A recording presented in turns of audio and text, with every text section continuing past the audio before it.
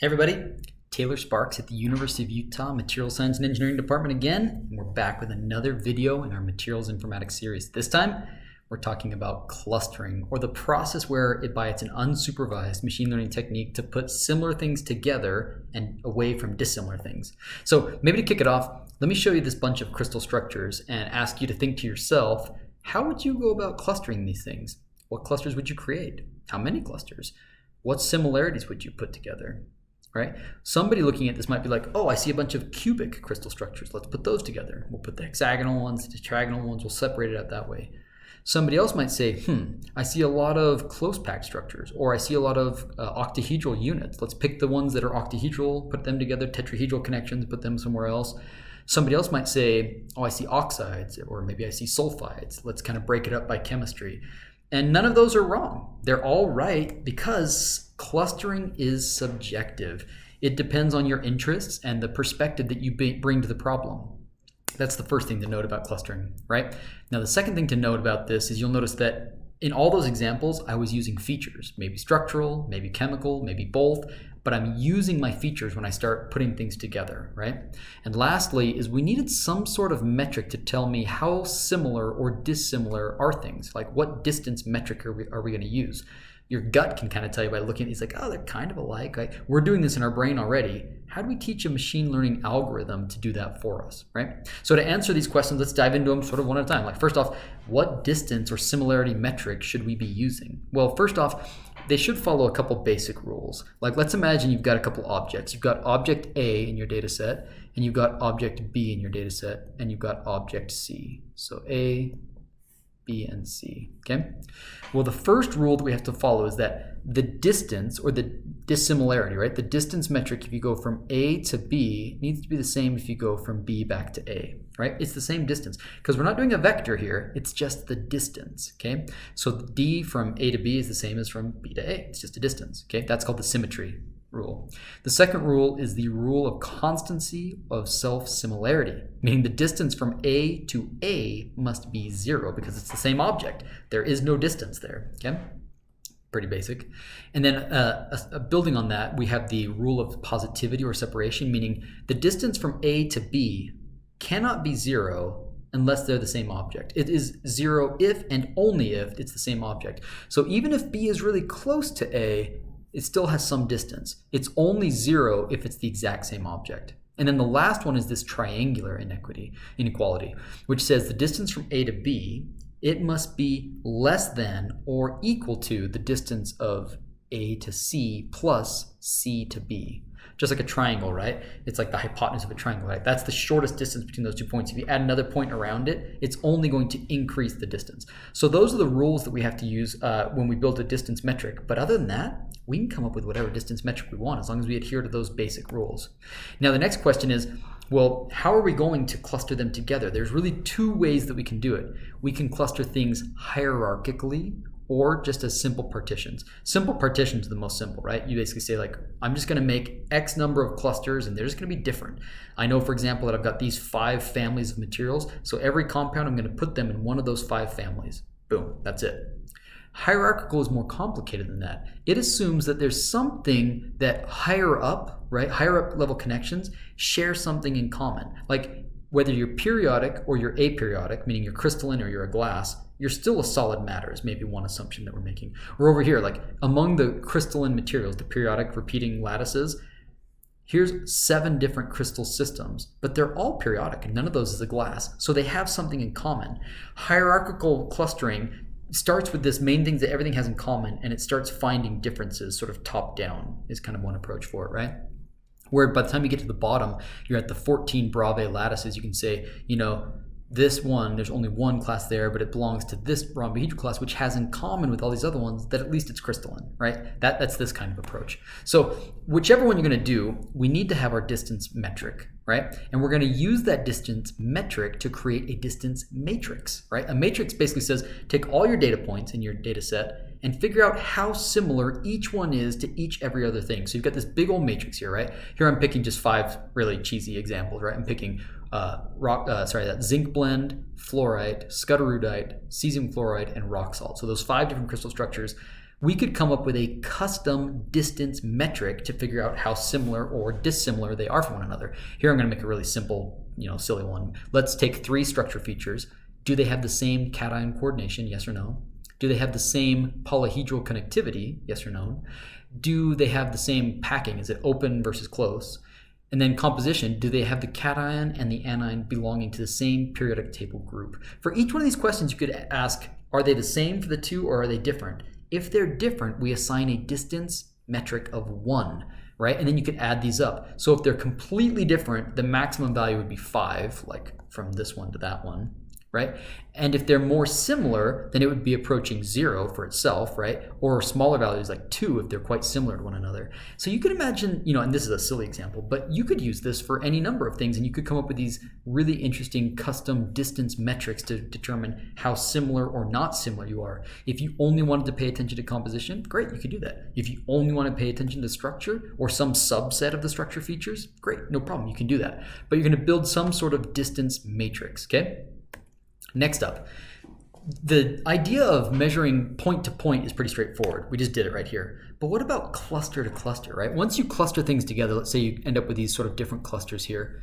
How similar or dissimilar are the clusters from one another? That's a little bit harder. You've got some options. You could measure what's called the single linkage, which would be basically saying like the closest point between those 2 things would just be like that single linkage there. But maybe you actually want to use the furthest linkage. That would be called the complete linkage, like going from the furthest away of 2 things. Or maybe you just want to say like, hey, here's my center of gravity for both of those things. Let's just take the distance between the 2 centers of gravity, right? These are all 3 different but relevant distance metrics that you could use to determine how different clusters are, right? That's the different things you could do there, okay? So that's sort of a primer on hierarchical clustering. Let's turn our attention now to partitioning. Partitioning, remember, this relies on you picking some number of clusters to start with. It uses user-selected number of clusters. Sometimes they call this k-means clustering, like how many clusters do you want? K number, 1, 2, 3, 4, 5, whatever numbers, right? And here's how it works. You're going to, first off, pick how many clusters you're going to work with. 2, for example, or 3 or whatever. Then you're going to initialize those cluster centers. You can put them randomly on it to start with, right? So randomly assign 3 points, which are going to be the centers of your clusters. And then assign group membership by assigning them to, if you're closest to a cluster center, then you're part of that group. So you do that for every single data point. So now they all belong to one of your clusters that you've created. Now you need to come up with some sort of loss function, like calculate the distance from the center to each one of those points, add up all those distances, and then try moving your cluster centers until you minimize that total distance, right? And basically, at each point, you can re-estimate the cluster centers. If it gets better by moving one cluster to a different family, then go ahead and do so, right? So let me show you this in an actual example of data. This one comes from this website here at the bottom. Here they have data. It's clearly 2 different clusters of data. You can see that, but the algorithm doesn't know that. So it starts out by just testing different numbers of clusters. If it's 1 cluster, then it's going to put the center of gravity, right, the center of mass, right in the middle of that thing. But you're still going to have to figure out how good or bad this function is. You're going to have to figure out the distance to every single point. You're going to go one by one through all of these. You're going to add up all of those distances, and that might be your objective, loss function to figure out how good is it. So you do that, and you try moving the center of gravity around in a bunch of different places if you want. In this one, it really only makes sense to put in the average, right? But when you get to 2 different points, you could have started putting the center of gravity over here and over there. But you would have found that you minimize your error by moving it towards these 2 centers of mass positions, okay? And you do that by periodically, again, calculating all these distances. By the time you calculate all those distances, you realize that's not a very good center of mass. But if you put it here, this one actually makes a lot of sense. Like those center of masses add up to the smallest number possible, okay? And you can see this big reduction. Like check this out. We went from this value up here all the way down to that value just by going from 1 cluster to 2. But you could keep going. You could add a 3rd cluster. I mean, looking at this, it's kind of silly to make a 3rd cluster. Mathematically, you can reduce your loss function, but it's pretty clear that this is a 2 cluster problem, just looking at it, right? This is kind of the problem with this. You can keep on clustering it and you can lower this function, but maybe 2 is the right number to have here. So you either need to have a domain expert who knows something about this problem to say like, oh yeah, these should exist in 3 families. So do 3 clusters. If you don't have that, then what you can do is you can recognize that this plot kind of looks like the shape of a knee. It's kind of doing this shape, and they'll say to aim for the bend in the knee, right? That's probably a good place to be. So in any case, it's subjective. You can try several different clusters and sort of pick and choose what you're getting, okay? All right, now before we get into the actual clustering algorithms like tSNE and UMAP, which are some of the popular ones right now, we should probably start with principal component analysis. I know. I've seen all the jokes. Principal component analysis is not machine learning, but it is kind of related to clustering, which these are other machine learning algorithms, in that they both are involved in reducing the dimensionality of your inputs. I'm going to talk about more of that in a moment. First, let me just talk about principal component analysis and describe how it works. First off, you take your data and you plot each one of your data points as a function of the variables. We'll make it really simple right now, and let's assume that you only have feature 1 and feature 2. So you've got two variables that describe your data. Great, let's plot it. Once you've plotted it, now we're going to calculate the average value for each variable. So here's my average x value, my average y. I'm just kind of eyeballing it here, but it looks like that's about the average wherever the mouse cursor is. You can then move that mouse cursor to the origin of the plot, right? So I'm going to transform all my data. I'm going to shift it in the x and y direction until that center average is at the 0, 0 origin. Now I pick a line. The rule is that it must go through the origin, but other than that, you can pick any line you want.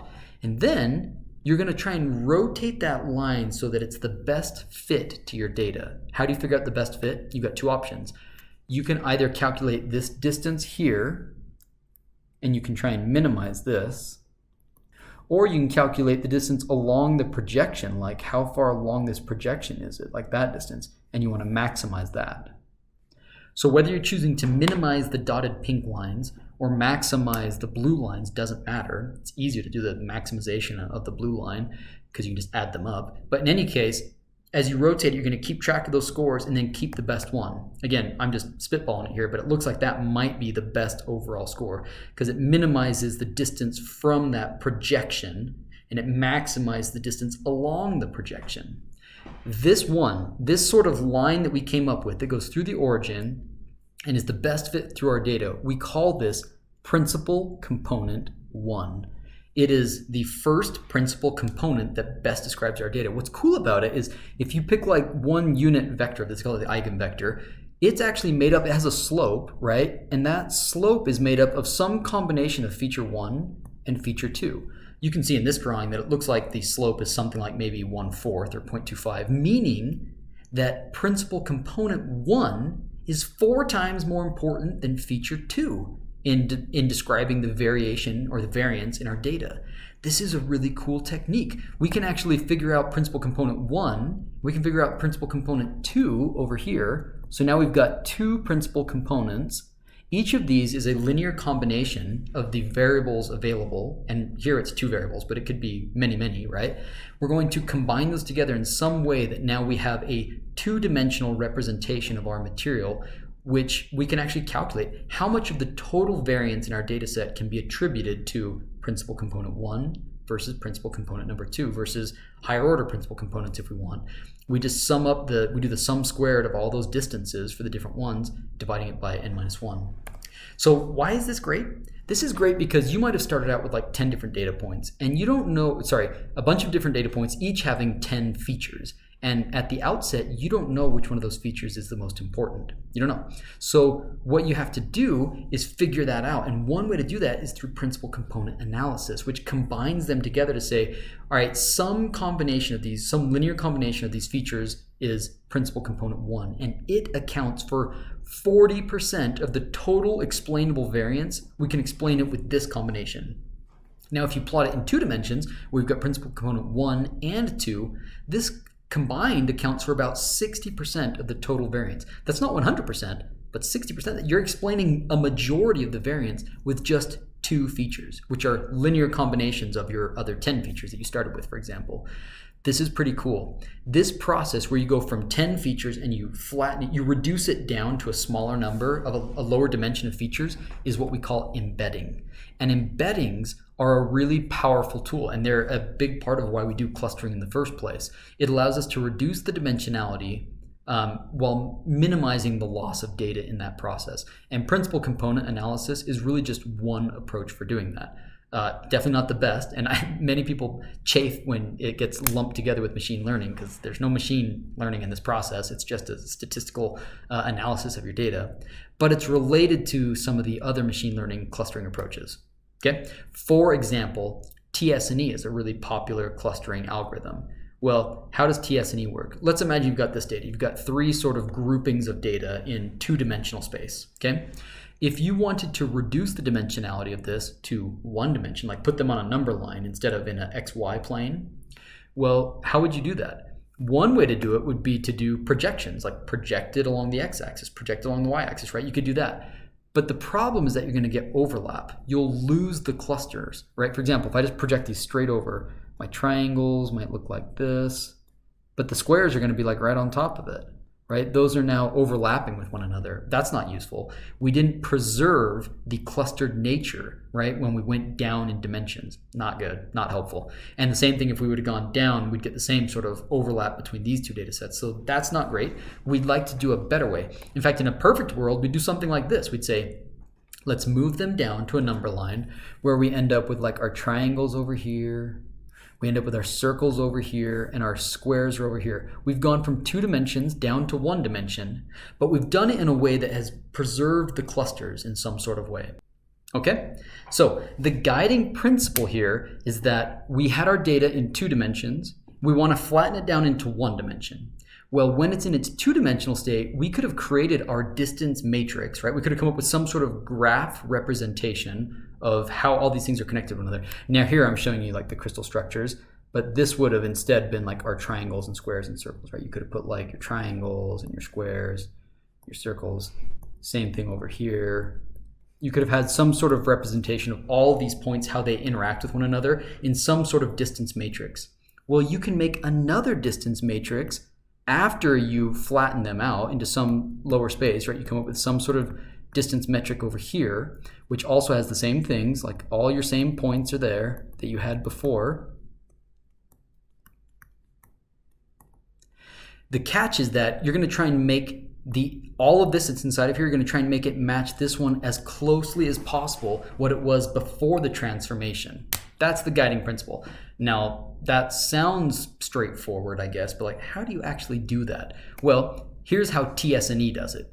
tSNE starts with a series of steps. There's basically like 4 key steps. First off, we're going to flatten them down to 1 dimension, and we're going to do it randomly. We're just going to put these points randomly on this number line. Clearly, we've lost our clusters. But then we're going to incrementally, one at a time, we're going to nudge them. We're going to start with like this triangle and say, we want to move it in a way that it's closer to things that it was close to before and further from things that it was further from before. So in this case, it might nudge it to the right. Whereas, one of these over here, like, this circle might get nudged a little bit to the left, and this triangle might get, or this square might get nudged to the right. The guiding principle is that you're attracted to things that you were closer to, you're repulsed from things that you were further away from. And here's the sort of math that allows us to do that transformation. The second step is you need to introduce a tunable parameter during tSNE that allows you to preserve different sort of what they call densities of your clusters, right? If we go back here, some of these clusters were sort of more tightly clustered and some were a little more spread out. So this perplexity parameter allows us to assume that they came from a distribution, and you can make it a tight distribution or a really broad distribution based off of the perplexity parameter that you use. And that allows us to understand that the data didn't all come from the exact same distribution to start with. Now here I'm showing it with sort of a Gaussian distribution, but you don't have to use a Gaussian distribution. In fact, if you use a Gaussian distribution, it will sort of encourage all your points to smush together in the middle of your plot, which is not useful. You want them to be spread out into different clusters. So the way that they make that happen is by pulling them or assuming that they came from a different distribution that's not Gaussian. Instead, they use a student t distribution. You've maybe never heard of that. I had never heard of that. But when we talk about tSNE as a clustering algorithm, that stands for t-stochastic neighbor embedding. The t comes from this student t distribution, right? So here, this red curve is our student t distribution. The blue line represents a Gaussian distribution. You see that the red curve from the student t distribution, it doesn't go quite as high in the middle, but it's more spread out. It's more leggy. It extends further out laterally away from the average. So it's going to do a better job of not forcing things so clustered in the middle. It's going to spread them out a little bit more, which is good. And then finally, you could pick these points at random. You could just keep on shuffling the deck and assigning them different spots and pick the best one, but that's not efficient. Instead, we want a way to systematically move every single point so they end up nice and clustered like this. But to do that, we have to have a loss function that we can take the derivative of. So the one they use in tSNE is the Kullback-Leibler loss function, right? So it's just a way of calculating, basically summing up all these distances between things. That's essentially, and here's the math for it, but that's essentially what it's doing. If you take the derivative of that, now we can use gradient descent to actually systematically move each point step by step towards the lowest, loss function, meaning that it's done the best job of mapping our original graph to now this new graph in lower dimensions to make them look as similar as possible. We do that with gradient descent. Okay, so that's the idea behind it. And tSNE is pretty rad. It does some cool things. Clearly, it puts things that are similar to one another in the same cluster. And we can see that. It created a bunch of different clusters here, and it put things that were similar together. But the problem, one of the problems with tSNE is that, first off, it doesn't scale well with big amounts of data because you have all these points. You have this giant adjacency matrix of your graph representation. That's just a lot of points to calculate. At each interval, you have to keep on calculating all those points, and it's just slow. So that's not great. Another problem is, take a look at this sort of half-moon shaped red thing here. It is some distance away from this pink blob, and this orange blob is away from this pink blob. These different clusters have different separations, and you might assume that the orange blob must be more chemically or structurally or whatever similar to the pink one than the red is to the pink one because it's closer. You can't make that assumption in tSNE. It is not valid. So you lose what we call global structure of data, and that's a bummer. Local structures preserved, but global structures out the window. That's a bummer. Another problem with tSNE is that it can embed things down to 2 or 3 dimensions, but not some arbitrary number of dimensions. So 2 or 3 is good for visualization, but maybe you want to go from 100 dimensions down to 8, right, for a neural network or something like that. This doesn't work for you, so that's a bummer. It doesn't use, it performs non-parametric mapping, so it doesn't use feature loadings during reduction. That's a bummer. And it's a memory user, so it's slow. So not great. It's powerful for what it is, but it's not the end all be all. Recently, there's a much better tool that came out. UMAP, what's it called? Unified Manifold Approximation. I can't remember, projection. I forget what it is. It's a similar approach to tSNE. It works in a very similar way. In both cases, we're going to calculate a graph representation in high dimensions, in low dimensions, and we're going to try and make the two look as similar as possible using gradient descent. The big difference is how we make that graph representation. You saw in tSNE that it's essentially like a distance matrix between all the points, essentially. In UMAP, it's different. You create a weighted graph or a fuzzy simplicial complex where the edge weights become likelihood that 2 points are connected. You don't just connect everything. You assume likelihood of them being connected based off of tunable parameters.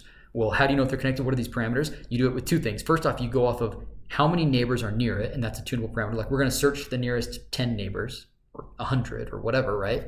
Or you're going to search out a certain distance, right, away from it, and the probability falls off with distance. Those are our 2 parameters. And using those 2 parameters, you can come up with really cool, unique graph representations. It gives you much more flexibility, whereas the only tunable parameter in tSNE was your perplexity parameter, which tells you how dense the points are together or how spread out they are. Here you have 2 parameters. You can say find the nearest 7 neighbors, but only go out some certain distance away from it. You can make this totally tunable, and you can get totally different shapes. Like here they're showing one data set here, right? And they did UMAP in a bunch of different ways. Here they tuned 6 different values of the minimum distance and 5 different values of your number of nearest neighbors. And you can see how the clusters that get produced are totally different depending on it. Like not very many neighbors, goes this way, lots and lots of neighbors puts it that way, changing the distance.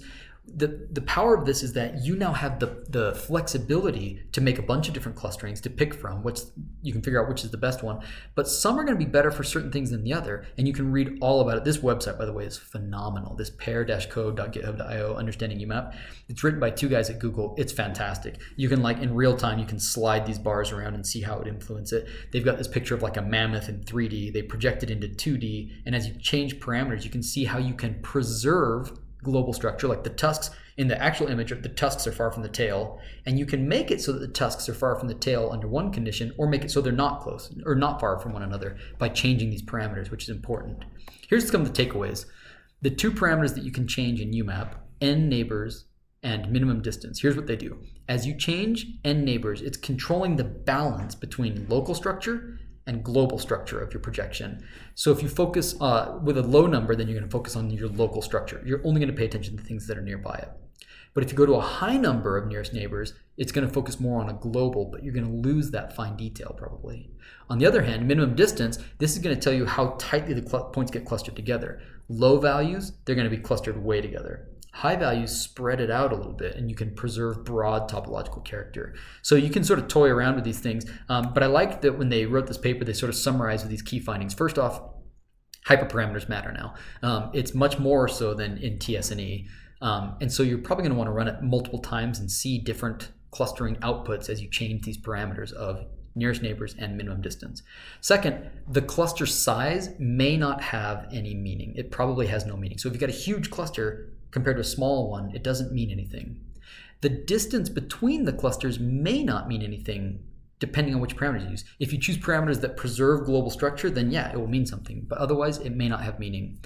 Random noise doesn't always look random, and that you're probably going to want to cluster it a bunch of different ways and compare what you're seeing from all of those. I really encourage you to check out this website and toy for yourself to see how this can work. But anyways, I hope this video was helpful. We talked about clustering, we talked about distance metrics, we gave you some ideas on how that might be applied to material science via partitioning or hierarchical approaches. We described 3 different approaches for embeddings, which is reducing the dimensionality from some higher number to some lower number. A simple one, principal component analysis, followed by tSNE, and finally UMAP. So we are now ready to turn to the most powerful of the algorithms, the real star of the show in the whole machine learning world right now, which are neural networks. So in our next video, we'll talk about that. Stick around, we'll see you in the next video.